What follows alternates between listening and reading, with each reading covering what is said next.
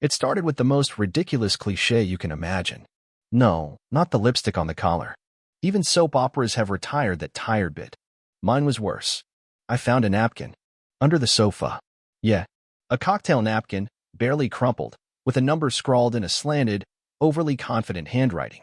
Like whoever wrote it thought they were doing God's work. Underneath the digits, in crimson lipstick, was a little kiss mark. I just stared at it, dumbfounded. My first thought? Well, that's subtle. See, the funny part is, I wasn't even looking for anything. I dropped the remote during one of those lazy Saturday marathons and reached under the couch. I expected to find lint, maybe a receipt or a Lego from some long-forgotten visit with my niece. Instead, I got that. Now, I'm not the jealous type. Really. I'm the guy who pays the bills, folds the laundry, and remembers anniversaries 3 out of 5 times. That's a passing grade in marriage, right? But something about that napkin didn't sit right. Maybe it was the lipstick. It wasn't a shade my wife ever wore. She was a coral girl, light and polite, like her smile at awkward dinner parties. This was bold. Scarlet. The kind that says, I know exactly what I want and I don't care who's watching. I stood there holding it like it was radioactive. Then I did what any respectable husband would do in 2025. I Googled the number. Burner phone. Dead end. Perfect. I left the napkin on the coffee table, sat back down, and turned up the volume like nothing happened. But the silence in my head was louder than the show. Ashley came home that evening like she always did. Grocery bags. Hair tossed into that messy bun I used to think was effortless and charming. She kicked off her shoes and flashed me that familiar smile. Hey babe, she said. You eat yet? I nodded toward the table. Left you something. She looked at the napkin, then at me, and for a fraction of a second, less than a breath, her face changed. Just slightly. Most people wouldn't have noticed. But when you've loved someone long enough, you learn their pauses better than their words. She smiled again, tighter this time. What's that? I shrugged. Found it under the sofa. A pause.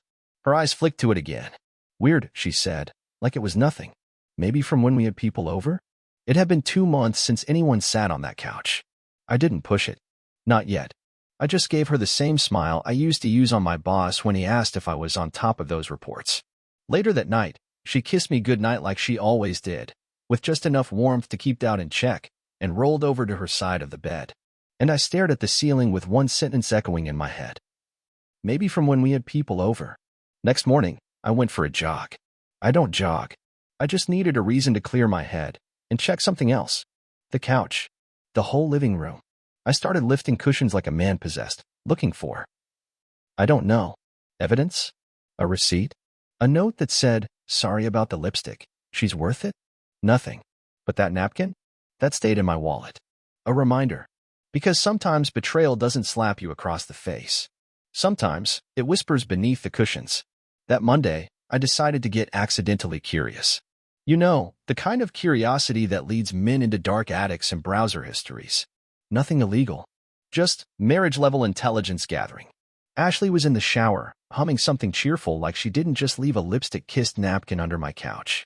I slipped into her purse like a ninja with a wedding band. No, I'm not proud of that moment. But I'm also not going to apologize. When you find something suspicious under your furniture, the law of the jungle kicks in. What I found? Mint gum. A receipt for Thai food I never ate. And a small black compact mirror with a faint smudge of lipstick. Crimson. Same shade. My heart thumped like a bass drum in a quiet museum. But I kept going. Her phone was charging on the nightstand. Locked, of course. Ashley was smart, but she had one habit. She used the same passcode for everything. For digits. Our anniversary. I tapped them in, half hoping I'd be wrong. Access granted. Now here's the thing. I wasn't looking for dirt. I was looking for proof I was wrong. Something to tell me I'd misread everything. I wanted to be paranoid. Not betrayed. I scrolled through her messages. Nothing with names like Marcus Face Blowing Kiss or Pool Boy Sweat Droplets. Just a lot of text to a contact labeled Carla. Her coworker.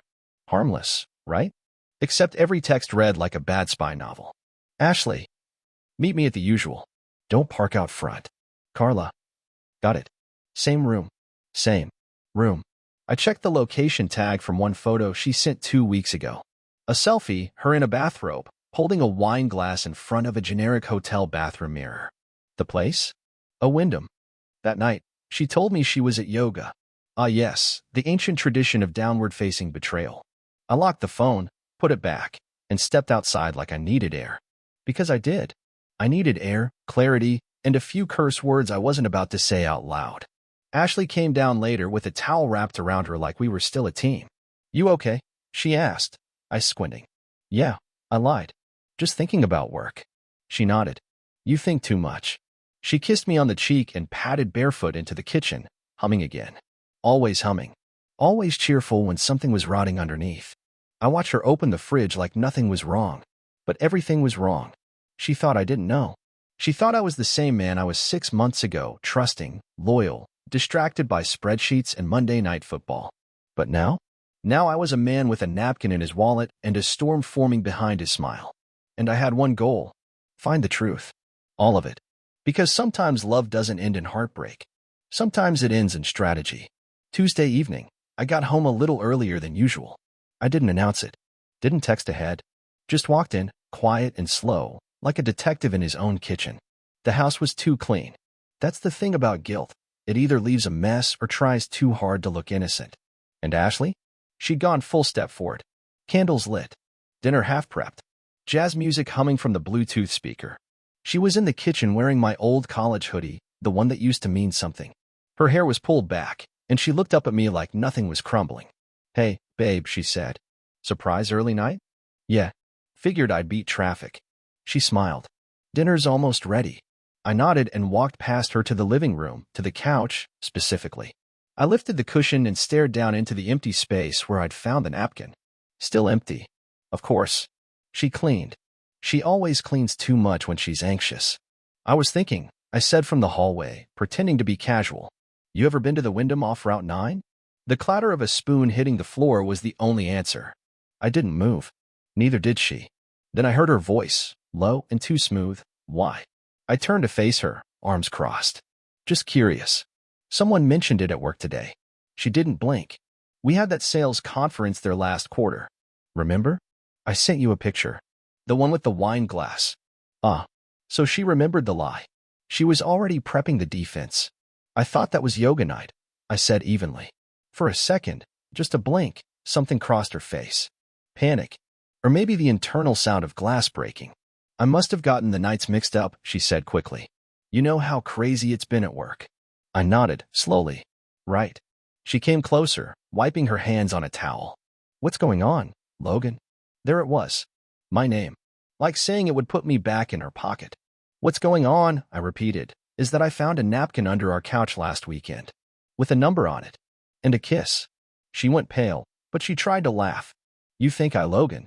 That could have been from anywhere. Maybe it fell out of one of your jackets." "My jackets don't wear lipstick," I said calmly. Silence. Thick. Tense. I walked over to the drawer and pulled out the napkin. Placed it on the counter like a business card from hell. Then I took out my phone, tapped the screen, and turned it so she could see the open messages with Carla. She stared. Then blinked. Then exhaled through her nose like it was all just so exhausting. "You went through my phone?" "Don't flip this around," I said. "You lied. About the hotel. About Carla." She dropped the towel on the floor. "Okay," she said, too quickly. "Okay. Fine." That's when I knew. Not suspected. Not wondered. Knew. She looked me straight in the face and gave me the words that rewrite a man's life. "I didn't mean for it to happen," she said. "But it did. And it's been going on for a while." I didn't say anything. She kept going, like confession was a waterfall and she just slipped. "We met through work. He's in marketing." It was just connection. At first. Then more. I nodded once. My throat was dry. I had prepared for this moment, but not for how empty it would feel. "So what now?" I asked. "I don't know," she whispered. "I didn't plan any of this. I just wanted something exciting," I finished for her. "Something different." She didn't deny it. And that was it. Not a scream. Not a fight. Just the quiet death of what used to be us. I walked out of the kitchen, past the candles, past the music, into the guest room. That night, I lay in bed, staring at the ceiling. Same as before, only now, the silence wasn't suspicious. It was absolute. The morning after the confession, I woke up early. I didn't want to. My body just refused to rest. Funny how betrayal has better alarm settings than any smartphone. Ashley was still asleep in the master bedroom. I could hear her light breathing through the wall. Peaceful, like she hadn't set fire to a decade of trust just 12 hours ago. I stood in the guest room, fully dressed, staring at the mirror above the dresser. I didn't look broken, not even cracked, just focused. I went into the kitchen and made coffee. French press. 2 mugs. Hers with that ridiculous oat milk she always insisted on. Then I laid out toast, eggs, a sliced avocado, our usual breakfast. Except this time, the table was set like I was hosting a brunch for an enemy. She walked in eventually, wrapped in a robe, eyes puffy, face cautious. "You made breakfast?" she asked. I nodded. "Why not? Still gotta eat." She hesitated, then sat down. Picked at the eggs. I watched her movements like a chessboard. We didn't talk. Not about it. Not yet. She probably thought the silence meant I was processing, grieving, maybe even thawing. But I wasn't doing any of that. I was calculating. Because here's the truth. I wasn't going to scream. I wasn't going to beg or throw furniture. I wasn't going to give her the drama she expected, the one that would let her walk away feeling like I was too emotional to make things work. I was going to give her calm. I was going to give her peace. Then I was going to take everything else. Later that day, I did what every self-respecting husband does when his life is burned to cinders by lipstick and lies. I called my buddy Marcus, my old college roommate, a divorce lawyer. "Logan," he said, voice groggy. "You good?" "Not really. You free for lunch?" There was a pause. "Oh boy. That kind of lunch." "Yep. We met at a place called Harper's. Quiet booth in the back, good salmon, discreet staff." Marcus listened while I laid it out, the napkin, the texts, the hotel, the admission. He didn't interrupt. He just took a slow sip of his drink and said, "You want blood or justice?" I smiled. "I want her to think she's safe." He leaned back. "That's the scariest thing I've ever heard you say." We started planning. Turns out, Ashley had made a few legal missteps over the past year. Her name was the only one on that suspicious second checking account. The one I didn't know about, but had quietly traced 6 months ago when the numbers stopped making sense. Joint assets? Not as joint as she thought. Then came the phone bill. Shared account. Shared metadata. Marcus gave me a list of what to collect and how. "You do it clean," he said. "No snooping. Everything traceable. Screenshot. Print. Timestamp. Organized." I nodded. Then I asked the real question. "What happens if she thinks she's the one ending this?" He smirked. "Then she never sees it coming." That night, she brought up therapy. That was rich. "We could try counseling," she said, sitting across from me on the couch like it was a negotiation table. "We've both made mistakes." I nearly laughed. "What's mine?" I asked. She paused. "You. Stop being present. You work too much. You're distant." I looked her dead in the eyes. "And that made you cheat?" "I'm not excusing it," she started. "Good," I said. "Because if you were about to, I'd have to ask if I'm allowed to get a girlfriend now or if that's still frowned upon." Her mouth opened. Closed. Then she stood and walked away. Again. Good. Let her run in circles. Let her think I was drifting. What I was really doing. Reading receipts. Mapping text timestamps to hotel visits. Gathering every lie and putting it in a folder labeled the exit plan. 3 days later, the pattern appeared. Wednesday lunches. 2 hours gone every time. No receipts. No calendar appointments. I tailed her once, borrowed Marcus's car and followed at a distance. Watched her pull into a little boutique hotel. Same one from the photo. She didn't even check to see if she was followed. That's the thing about arrogance. It assumes you're still the fool you were yesterday. I parked across the street, rolled down the window, and waited. 20 minutes later, a man strolled out.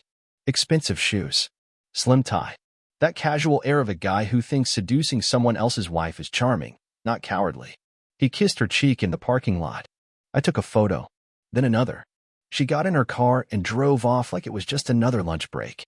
I waited until she was gone, then pulled out my phone and sent the photos to a private folder in the cloud. Titled it Chapter 1. Because this wasn't revenge yet. This was recon. And I wasn't done. Back at home that night, Ashley leaned her head against my shoulder on the couch. Just like old times. The show we were watching? I didn't hear a single word. I was too busy counting the seconds. She thinks I'm healing. She thinks I'm swallowing it all. Playing house until she works up the courage to leave and paint me as the bad guy. But what she doesn't know is this. The man she thinks is crumbling? He's drafting the final scene. And spoiler alert, she's not going to like the ending. A week passed. A week of pretending. Of polite smiles, light conversations, forehead kisses that felt like lies dipped in vanilla. Ashley had settled into the illusion comfortably. Too comfortably. She started humming again in the mornings. Started texting with a little grin she didn't even bother to hide. She thought we were healing. We weren't. We were staging. I spent those days with the precision of a surgeon. I wasn't just gathering evidence, I was weaving a narrative. One that could be printed, emailed, and, if necessary, presented neatly in court. Marcus and I met every evening that week. My calendar said poker night. In reality, we were building a paper wall around her. Phone records, credit card trails, GPS pings, even a screenshot of an Amazon order, men's cologne I don't wear, delivered to her office. I didn't know betrayal had a signature scent, I muttered. Marcus just handed me another document and said, "Make sure you smile at breakfast." Oh, I did. Every day. Toast and teeth. Like I hadn't already watched her get into that man's Audi on Thursday. But Friday? That was the fun one. Because Friday, I laid a trap. Ashley's friend Lauren was hosting a housewarming party. One of those casual little wine and charcuterie things. She asked if I was coming. Ashley jumped in before I could answer. "Oh, Logan's swamped with work," she said quickly. "Probably won't make it." I smiled. "Actually, I might show up. Could be nice." She looked at me like I'd said I wanted to do her taxes for fun. Oh, yeah, sure. I wasn't supposed to go. That much was clear. So of course I went. I arrived fashionably late, 30 minutes after Ashley. When I walked in, the music was soft, the wine was flowing, and the lies were practically hanging in the air like perfume. Lauren greeted me like I was a surprise celebrity. "Didn't think we'd see you," she said, handing me a glass. "Yeah, I needed the break," I replied. "Ashley's here, right?" She hesitated for a second. Blinked. Yeah. Somewhere. Outside, maybe." I walked through the house casually. Greeted people. Nodded. Took in the scene. Then, I spotted her. Back patio. Laughing. With him. Mr. Audi. He had his hand on the small of her back. Just lightly. Just enough. I didn't make a scene. That's not my style. Instead, I walked out there, cool as a breeze. "Ashley," I said with a smile, "didn't expect to see you out here." She jumped. Like she'd been caught eating cookies before dinner. "Oh, Logan, I thought you weren't coming." "I changed my mind," I said. Her little friend pulled his hand back like I was the principal and he was smoking behind the gym. No introduction. No eye contact. Just a quiet retreat. Ashley, of course, tried to recover. "This is, Ben. From marketing." Ben gave me a weak handshake, the kind that says, "Please don't ruin my face." "Nice to meet you," I said, holding his gaze a second too long. He nodded and mumbled something about checking on drinks, then vanished like a bad decision in daylight. Ashley turned to me, red-faced. "You could have warned me," she hissed. I sipped my wine. "Why? Something to hide?" She stared at me, speechless. I leaned in. "Smile," I said. "People are watching." That night, she didn't sleep in our bed. She said she had a headache. She said she needed space. I said, "Take all the space you want." And she did. She spent the next 2 days in full retreat mode. Short answers. Longer silences. I played along. Told her I'd take the couch. Left for work early. Came home late. What she didn't know. Sunday afternoon, while she was out for one of her therapeutic drives, the kind where she ends up at someone else's condo, I changed all the passwords on our shared accounts. Streaming services. Bank apps. Cloud storage. Everything. Because I wasn't just leaving her. I was deleting her. Monday morning, I dropped off a manila envelope at her office. No return address. Inside, 10 pages. Clean. Printed. Photographic evidence, bank statements, message transcripts. A highlight reel of her betrayal. On top of the stack, a single sticky note. "Thought you should know what you're worth to him." Spoiler, not much. I didn't sign it. I didn't have to. When I got home that evening, she was waiting. Standing in the hallway, red-eyed, breathing like she'd run a marathon through a minefield. "You sent it," she said. I didn't deny it. I didn't have to. "Why?" she asked, voice cracking. "Why would you do that?" "Why would I?" I repeated. "Ashley, you handed me the matches. I just lit them." She walked toward me. "I told you I didn't want to hurt you." I nodded. Mission accomplished. She covered her face with both hands. "You don't understand. Ben, he said he'd leave his wife. I believed him. But now." I held up a hand. I'm not your therapist. She froze. You don't get to cry to me about the consequences of your own affair, I said calmly. You had a choice. You made it. I'm just making mine. And what is that? She whispered. I smiled, cold and polite, reclaiming my life. That night, I opened the drawer beside the bed, pulled out the folder I'd been working on, printed copies, labeled sections, a new sticky note on the front. Step 1, take away her safety. Step 2, that's tomorrow. Because this wasn't revenge. This was revelation. And I wasn't close to finished. There's a kind of quiet that comes before a collapse. Not dramatic, not stormy, just still. Like the moment right before the string snaps. That's how the house felt the next morning. Ashley moved around the kitchen like a ghost trying to pretend it still belonged among the living. She avoided eye contact. I didn't chase it. I sat with my coffee, flipping through the news like I hadn't turned her little world sideways the day before. She finally said something around the fourth sip. You're going to leave, aren't you? I looked up. Not angry. Not smug. Just steady. I'm not going anywhere, I said. She blinked. You're staying. I shrugged. Why wouldn't I? Her voice dropped an octave, cautious. You sent that envelope to humiliate me. No, I said. I sent it to wake you up. Logan, you don't know what you're doing. I smiled. Ashley, you don't know what I've already done. She froze. Her eyes darted, unsure which direction to panic in. I stood, rinsed my cup, and placed it gently in the sink. I've got a meeting, I said. You'll want to check the mail. I grabbed my jacket, and as I walked past her, I said it softly, almost like a goodbye. Check everything. First stop, the bank. I had scheduled an appointment under the radar a week ago, a nice little chat with our financial advisor. Or, should I say, my financial advisor now. Because Ashley, in her infinite arrogance, never bothered to review which of our assets were joint and which ones were solely mine. Turns out, when you start a business under your own name and pay the taxes yourself, it stays yours. Who knew? We had a shared savings account, sure. But the business checking, the stocks, the side investments? All mine. By noon, I'd moved half our savings into a separate holding account, frozen under review. Perfectly legal, perfectly timed, and completely out of her reach without my signature. Any reason for the sudden shift? The bank manager asked as he slid the papers over. Just preparing for a quieter life, I replied. That afternoon, I delivered 3 more envelopes. One to Ashley's mother, who once told me, "You're the best thing that ever happened to my daughter." One to her boss, the same boss who had no idea Ben and Ashley were sneaking off midday. And the third? That went to Ben's wife. I had her address from a Christmas card Ashley thought I'd forgotten. In the envelope, a photo of Ben and Ashley leaving the Wyndham. A printout of text messages. A short letter that began with, I figured you deserved to see what loyalty looks like on their end. I signed that one. No point hiding anymore. That evening, Ashley got home late. Not like before. Not the smug, lipstick-wearing, secret-smiling late. No. This was the kind of late that clings to a person. The kind that says, you've been answering questions all day. I was on the couch reading when she came in. She looked smaller somehow. You told my mom? She asked, voice brittle. She's family, I said. Figured she'd want the unfiltered version. She dropped her bag. Ben's wife came to the office. Screaming. Cried in the parking lot for 20 minutes. Sounds like someone else beat her to that spot. Ashley flinched. I get it, I added. You thought I'd yell. Pack a bag. Disappear. She nodded slowly. But I decided to stay, I continued. To show you what consequence looks like in slow motion. She whispered, this is cruel. No, I said. Cruel would have been disappearing and leaving you wondering. This is clarity. She didn't respond. She just stood there, trying to figure out where her control had gone.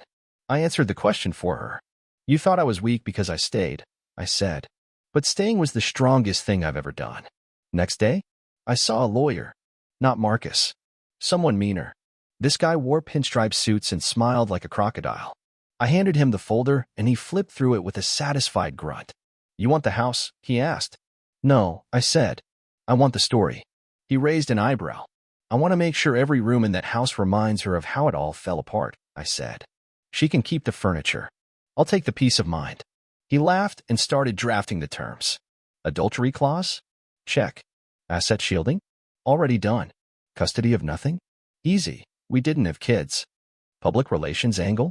Minimal fallout for me, maximum discomfort for her. As I left, he patted the folder. She's going to think you're the devil. I shook his hand. No, just the consequence she never imagined. Back home, Ashley was waiting again. This time, she was holding a manila folder. I spoke to a lawyer, she said. He says you can't.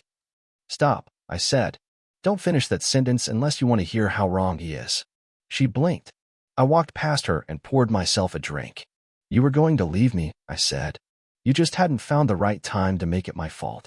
I didn't plan any of this, she said. I turned to her. Ashley, planning is the only thing you've done. I paused. But here's the difference. Your plan was lazy. It relied on me staying weak. She didn't answer. Mine, I said. It's just getting started. She sank onto the edge of the couch, suddenly hollow. Why are you doing this? I leaned in, calm as ever. Because you don't get to set fire to someone's life and complain when the smoke follows you. Ashley started calling people. First her mom, then her friends. Then, from what I gathered, even her HR rep. All of them gave her the same energy she used to give me when I brought up problems. Vague concern, mild discomfort, and no solutions. Her little fantasy, where she got to cheat, cry, and get sympathy, was crumbling. She stopped wearing her fancy perfume. Started dressing down. Even her voice got quieter. I'd come home from work and find her staring at the TV, not watching, just existing, like a shadow trying to remember what being a person felt like. Meanwhile, my world got quieter, cleaner. I went back to the gym, started cooking for myself, reading again. It wasn't a breakup. It was a return. Ashley noticed. You look different, she said one morning. I sipped my coffee. You mean happy? She flinched like I'd hit her with a hymn. It was a Tuesday when the last shoe dropped. I got a call from Ben's wife. Her voice was calm, resolved. I just wanted to say thank you, she said, for telling me. I needed to know. She'd left him, took the kids, filed a restraining order, even. Turns out he wasn't just cheating. He was doing it with anyone willing. And Ashley? She wasn't the main character in his story. She was an intermission. That night, Ashley came to me in tears. He's not answering, she said, hands trembling. He blocked me. I looked at her for a long moment, then said, good. She broke down. For real this time. Not performance. Not manipulation. This was the sound of someone realizing they were never the exception, just the experiment. I didn't comfort her. I let her feel it. Then I handed her the envelope with the finalized divorce papers. Sign at your convenience, I said. Or don't. My lawyer's patient. We sat across from each other at mediation. She wore a beige sweater like it could soften the facts. I wore a dark blue suit and a smile I had earned. The mediator flipped through the agreement. This division is generous, she said. Ashley glanced at me. Why are you letting me keep the house? Because I've already left it, I said. But let it be your reminder, I added. Every room in that place knows what you did. You'll never vacuum guilt out of the carpet. She swallowed hard. I signed. She followed. The mediator slid the papers into her folder. You're officially divorced. Ashley stood, dazed. That's it. I nodded. No screaming. No begging. Just freedom. I turned to leave. But just before I opened the door, I said, without looking back, enjoy the house. You're the only ghost left in it. 2 months later, I ran into her at a grocery store. She looked tired, pale, like someone still living inside yesterday. I, on the other hand, had just come from the gym. Had a date planned that night. Not a rebound, just someone who laughed when I made dumb jokes and didn't text her boss in secret. Ashley looked at my cart. Fresh fruit. Steak. Wine. You cooking for someone? She asked. I smiled. Yeah. A pause. You look. Well, thanks, I said. Turns out, betrayal is a great detox. She nodded slowly.